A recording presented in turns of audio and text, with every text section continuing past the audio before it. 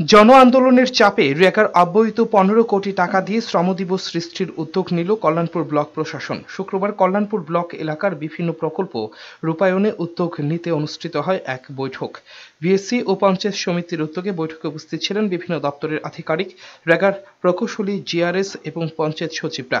উপস্থিত ছিলেন বিধায়ক পিনাকি দাস চৌধুরী ও বিএসসির ভাইস চেয়ারম্যান সুমন গোপ।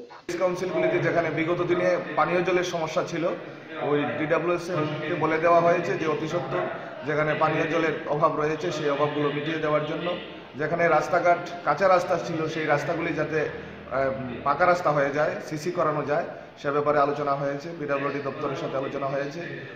মোদ্দা কথা, আমাদের এই কল্যাণপুর পঞ্চায়েত সমিতির অন্তর্গত 20টি পঞ্চায়েত এবং ভিলেজ কাউন্সিলের সমস্ত লাইন ডিপার্টমেন্টের যে উন্নয়নমূলক কাজগুলির হতে যাচ্ছে এবং চলছে, সেগুলিকে আরও দ্রুত করার জন্য মার্চ মাসের মধ্যে সেই কাজগুলি যেন সম্পন্ন আমরা করতে।